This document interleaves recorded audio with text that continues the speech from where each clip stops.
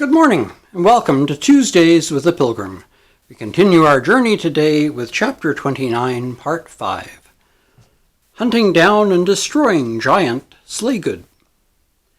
Well, said Gaius, now that you are here, and since I know Greatheart is skillful with his weapons, why don't we go for a walk into the fields after breakfast to see if we can do some good? About a mile from here there is a giant called Slaygood, who, along with a band of thieves he leads, greatly disturbs travelers on the King's Highway in these parts. I know where his haunt is, and I think it would be very helpful if we could clear these parts of him.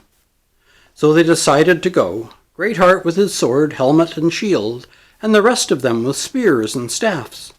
When they came to the place where the giant was, they found him clutching one whose name was Feeblemind. He had grabbed the man from the way and had taken him to his cave.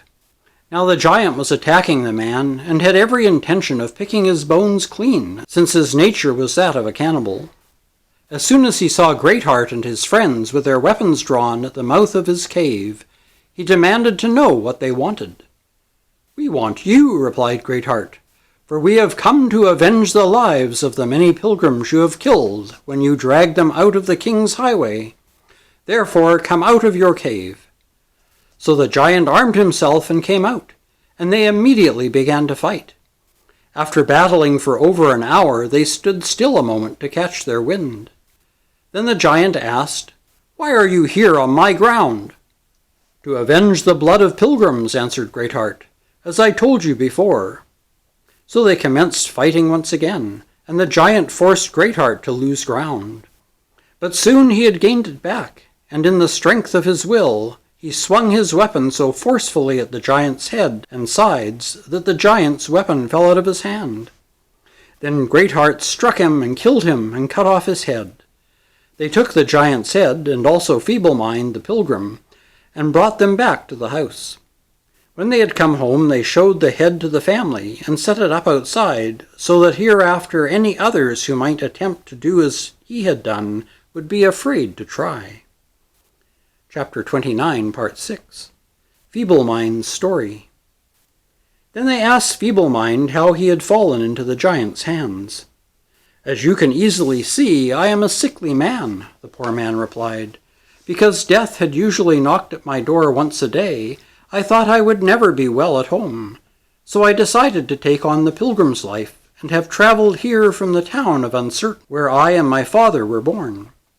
I am a man of no strength at all, of body or mind, but I still plan, if I can, to spend my life in the pilgrim's way, though I am barely able to crawl. When I arrived at the gate at the beginning of the way, the master of that place graciously received me in, and did not object to my weak appearance or feeble mind. Instead, he gave me some necessities for my journey, and encouraged me to persevere in hope until the end. When I came to the house of the interpreter, I was also received there with much kindness. Because the hill difficulty was judged to be too hard for me to climb, one of his servants carried me on up. I have received much encouragement from pilgrims, even though none of them were willing to tread as softly as I am forced to do. Even so, when they came to me, they would tell me to be of good cheer, and that it was their Lord's will that comfort be given to the faint-hearted. Then they would go on at their own pace. When I came to a salt lane, there the giant met me and told me to prepare for a confrontation. But alas, I didn't need a fight.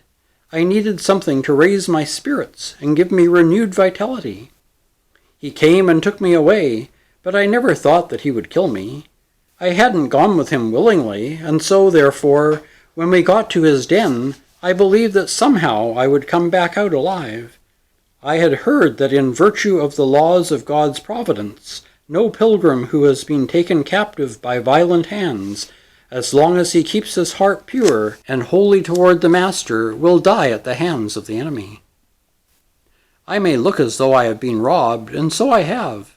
But as you can well see, I have indeed escaped with my life, for which I thank my king as the author, and you as the means.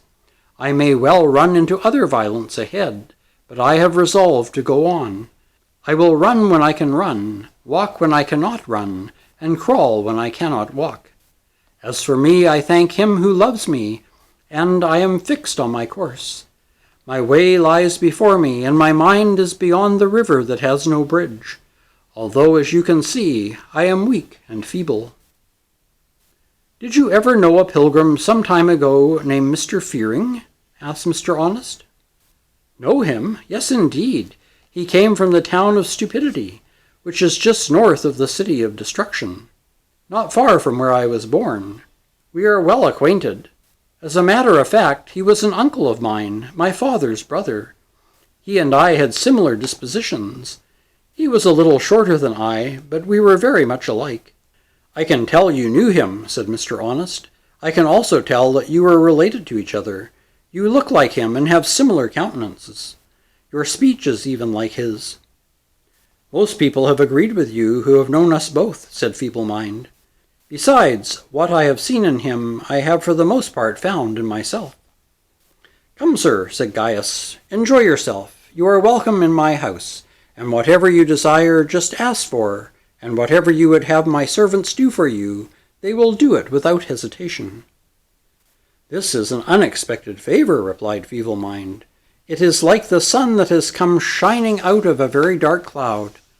Did Giant Slaygood intend for me to enjoy this favor when he stopped me and resolved to let me go no further? Did he intend that after he had stripped my pockets clean, that I should go to Gaius, who is now my host? Yes, it is so. Now as Feeble Mind and Gaius were talking, someone came running to the door and cried out that about 1.5 miles from there, a pilgrim named Mr. Not Right had been struck dead where he stood by a thunderbolt.